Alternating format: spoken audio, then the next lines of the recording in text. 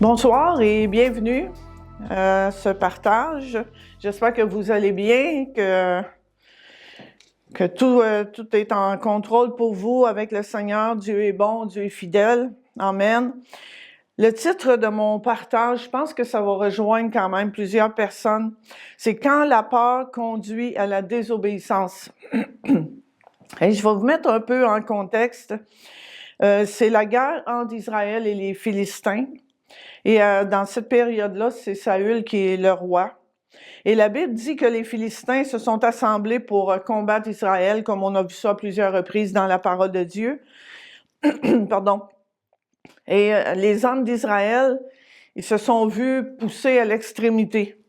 Puis là, ils se sont cachés un peu partout, dans les grottes, les buissons, etc. Et on va lire dans 1 Samuel 13, versets 8 à 14. « Durant 7 jours, on attendit le moment du rendez-vous que Samuel avait fixé, mais Samuel n'arriva pas au Gilgal. Les soldats commencèrent à abandonner Saül et à se disperser. Alors Saül ordonna de préparer les animaux pour le sacrifice complet et les sacrifices de communion, puis offrit lui-même le sacrifice complet. Il achevait cette cérémonie lorsque Samuel arriva. Saül alla au-devant de lui pour le saluer. « Qu'as-tu fait là? » lui demanda Samuel. Saül répondit, « J'ai vu que les soldats m'abandonnaient et que tu n'étais pas venu au rendez-vous. De plus, je savais que les Philistins étaient rassemblés au Gilgal, étaient rassemblés à Michma. J'ai alors pensé qu'ils allaient venir nous attaquer au Gilgal avant que nous ayons pu nous rendre le Seigneur favorable. » Avant que nous ayons pu nous rendre le Seigneur favorable. Dans une autre version, ça dit « Je n'ai pas imploré l'Éternel. » C'est pourquoi j'ai pris la responsabilité d'offrir moi-même le sacrifice complet. Voyez-vous, il n'a pas imploré Dieu, il a pris la responsabilité d'offrir lui-même le sacrifice complet. Alors Samuel lui a dit, « Tu as agi comme un insensé. Tu n'as pas tenu compte de l'ordre que tu as reçu du Seigneur ton Dieu. Si tu l'avais fait, le Seigneur aurait permis que ta famille règne pour toujours sur Israël. Mais maintenant, ton règne ne durera pas. Le Seigneur s'est choisi un homme qui correspond à son désir, ou un homme selon son cœur. Et il l'a désigné comme chef de son peuple, puisque tu n'as pas obéi à ses ordres. » Alors, on voit qu'est-ce qui a poussé Saül à désobéir à Dieu ici. Il a eu peur. Il a eu peur. Les Philistins s'en venaient, attaquaient. Puis là, Samuel devait revenir. Il n'était pas revenu. Alors, les hommes ont commencé à s'en aller. Il a eu peur. Fait qu'il a pris la responsabilité. Il a désobéi à ce que Dieu lui avait dit. L'Ecclésiaste nous dit dans l'Ecclésiaste 3, il y a plusieurs versets qui disent qu'il y a un temps pour tout. Un temps pour naître, pour mourir, un temps pour rire, un temps pour pleurer. Et au verset 11, ça dit que Dieu fait toutes choses bonnes en son temps. Mais ici, on voit, Saül n'a pas attendu le temps. Et dans Lamentation 3.26, il est bon d'attendre en silence le secours de l'Éternel. Il est bon d'espérer en silence la délivrance que le Seigneur enverra. Et je vais vous partager un témoignage personnel. Vous savez, avant la fusion des 3 églises, où est-ce qu'on est devenu Carrefour chrétien des Mascoutins, ici, l'église qui était ici, qui était le centre du renouveau chrétien, non, on a été pendant presque 2 ans sans avoir un pasteur officiel. On était un groupe d'anciens et puis ensemble, on se partageait les tâches, on apportait la parole à tour de rôle et on avait l'aide, on a eu beaucoup d'aide de Mario Mescop dans cette période-là. Mais vous savez, la pression est venue à un moment donné. 1 mois, 2 mois, 3 mois, mais je vous dis, c'est presque 2 ans si ma mémoire est bonne. Alors, il a commencé à avoir de la pression. Quand est-ce qu'on va avoir un pasteur? Quand est-ce qu'on va avoir un pasteur? Puis durant cette période-là, on a eu des bons candidats qui nous ont approchés, qui étaient prêts, qui étaient disposés à devenir pasteurs de l'Assemblée. Mais quand on se réunissait ensemble, on priait, on cherchait la face de Dieu, puis on n'avait pas la paix. On n'avait pas la paix. Ce n'était pas que les jeunes, les candidats n'auraient pas été de bons pasteurs. Non, c'est pas du tout ça. Mais on n'avait pas la paix. On avait la pression d'un bord, mais on voulait vraiment plaire à Dieu puis obéir à Dieu. Mais ça aurait été facile.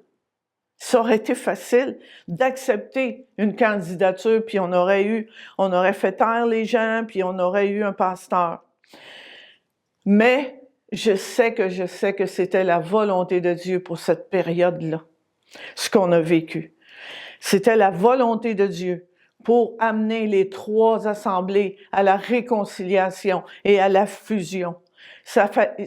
Il fallait Pasteur David au temple, il fallait Pasteur Guy à Source de Vie, il fallait notre groupe d'anciens ici au Centre du Renouveau chrétien pour arriver à cette fusion-là. Dieu avait un plan. Et si on avait eu peur des gens, de la pression des gens, on aurait passé à côté du plan de Dieu. On aurait désobéi à Dieu. Alors, c'est important de savoir attendre le temps de Dieu. Mais la peur, ça vient avec la pression et tout ça. Puis, il y a une autre situation qui implique encore une fois Saül. Puis, on la retrouve dans 1 Samuel 15, versets 12 à 24. Samuel, ça parle de Samuel ici, qui dit « Tôt le lendemain matin, il partit trouver Saül. On l'informa que Saül s'était rendu à Carmel pour s'y dresser un monument, puis avait repris la route et était descendu au Gilgal. Lorsque Samuel arriva auprès de lui, Saül lui dit « Que le Seigneur te bénisse, j'ai exécuté l'ordre du Seigneur. » Alors Samuel, il dit d'abord, pourquoi? D'où viennent donc ces bêlements de moutons et ces mugissements de bœuf que j'entends? Saül répondit, « Les soldats ont épargné les meilleures bêtes des Amalécites et ils les ont amenées ici pour les offrir en sacrifice au Seigneur ton Dieu. Tout le reste, nous l'avons détruit. » « Cela suffit, interrompt Samuel. Je vais t'annoncer ce que le Seigneur m'a dit cette nuit. Parle, dit Saül. Samuel déclara, « Autrefois, tu ne te considérais pas comme un homme important. Et tu es maintenant le chef des tribus d'Israël. C'est le Seigneur qui t'a consacré roi d'Israël. Or, le Seigneur t'a indiqué la voie à suivre. Il t'a envoyé détruire ces Amalécites pécheurs en les combattant jusqu'à l'extermination totale. Pourquoi donc n'as-tu pas obéi à son ordre? Pourquoi t'es-tu jeté sur le butin faisant ainsi ce qui déplaît au Seigneur? » Écoutez bien sa réponse. « J'ai pourtant obéi à l'ordre du Seigneur, répliqua Saül, et j'ai suivi la voie qu'il m'avait indiquée. J'ai fait mourir tous les Amalécites, sauf Agag, leur roi, que j'ai amené ici. Quant à mes soldats, ils ont prélevé les plus belles têtes du bétail qui devaient être détruits. C'était pour les offrir en sacrifice au Seigneur ton Dieu, ici à Gilgal. » Alors, il a obéi en partie. Le reste, lui obéit, le reste, c'est les soldats. Samuel reprit, « Le Seigneur aime-t-il autant des sacrifices d'animaux que l'obéissance à ses ordres? » Non. Pour lui, l'obéissance est préférable au sacrifice des bêtes les plus grasses. En effet, la désobéissance est aussi grave que la divination et l'insoumission aussi grave que l'idolâtrie. Ainsi, puisque tu as rejeté les ordres du Seigneur, le Seigneur te rejette aussi. Tu ne seras plus roi de son peuple. Je suis coupable, s'écria Saül. J'ai désobéi à l'ordre du Seigneur et à tes instructions. En effet, j'ai eu peur des soldats et j'ai fait ce qu'ils demandaient. Une autre situation où est-ce que sa peur l'a conduit à la désobéissance. Il a obéi, qui dit, mais il a obéi à moitié. Mais Dieu demande une obéissance et une soumission à sa parole, pas juste à moitié. Puis je ne sais pas ce que tu vis, mais peut-être tu es dans une situation actuellement où est-ce que tu subis une pression. Vous savez, la peur peut me pousser à me précipiter, c'est-à-dire à agir trop rapidement et agir par mes propres forces, mes propres moyens. La peur aussi, quelle peur? Bien, ça peut être la peur que Dieu ne réponde pas. Là, Samuel, il n'était pas revenu, les hommes ont commencé à s'en aller. Là, ici, ben, c'est une autre histoire encore, il a eu peur des soldats. Mais des fois, on a peur parce que c'est long, puis on n'a pas de réponse, puis on n'a pas de solution. Alors, on a peur, est-ce que Dieu va répondre? Est-ce qu'il va répondre assez vite? C'est une autre chose. Est-ce qu'il va répondre assez vite? On peut avoir peur dans notre situation de l'opinion des autres autour de nous qui peuvent nous pousser à désobéir à ce que Dieu veut. Alors, la chose la plus importante ici, c'est premièrement, il faut savoir ce que Dieu veut. Et lorsqu'on lit sa parole, Dieu nous enseigne, Dieu nous dit ce qu'il attend de nous. Puis dans nos situations personnelles, on doit entendre la voix de Dieu. Qu'est-ce que Dieu nous demande? Et lorsqu'on est convaincu de la voix de Dieu, de la parole de Dieu, de la volonté de Dieu, ben, on doit avancer avec foi, avec confiance dans ce chemin-là. Et pas se laisser influencer ou emporter par la peur qui peut nous emmener justement à désobéir à ce que Dieu nous a demandé. Des fois, ça peut être une responsabilité, un ministère. Puis la peur des gens autour de nous, la peur, comme je dis, je répète, l'opinion des autres peut nous amener à désobéir à Dieu. Et comme je le répète, je ne connais pas ta situation, mais je vais te laisser avec un verset.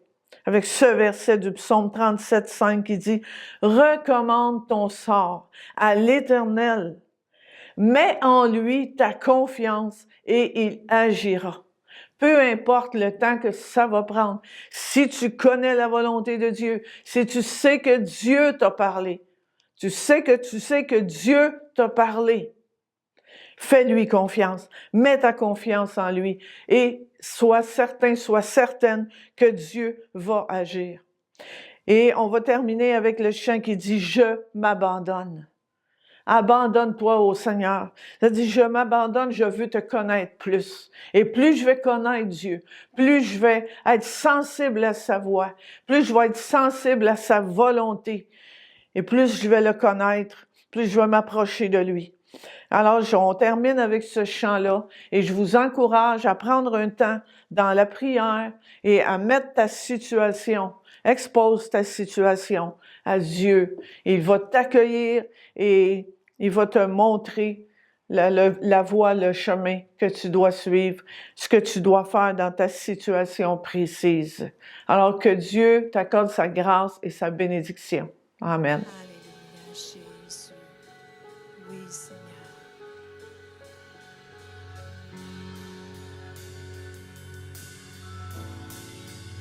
Me voici à genoux devant toi, j'abandonne tout, j'abandonne tout. Mon seul désir, alors que tu m'attires, c'est d'être avec toi, d'être avec toi. Je m'abandonne. Yes. Confesse-le ce matin, disons-le, je m'abandonne.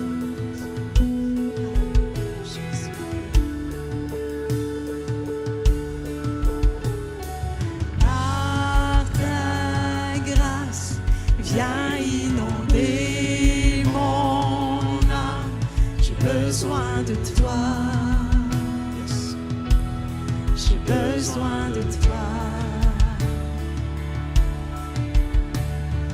Bras ouverts, tu entends ma prière. Parle à mon cœur, Jésus. Parle à mon cœur. Je m'abandonne. Je m'abandonne. Je veux te connaître plus. Je veux te connaître plus. Je m'abandonne. Tellement, Seigneur. Je Je m'abandonne. te donne tout, Seigneur Jésus. Je veux te connaître Je encore veux plus. te Connaître le grand Dieu que tu es. Je veux te connaître plus.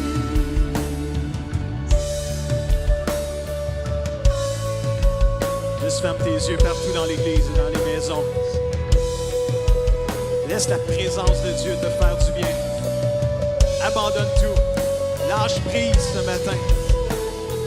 Laisse Jésus te guérir, te libérer. Tel un vent puissant, souffle maintenant. Dieu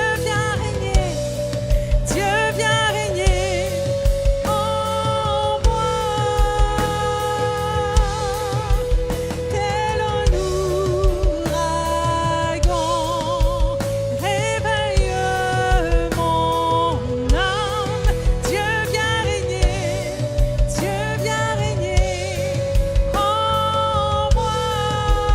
Disons-le, chantons-le. Tel un vent puissant, souffle maintenant. Dieu vient régner en moi. Tel un ouragan, réveille mon âme. Dieu vient régner en moi.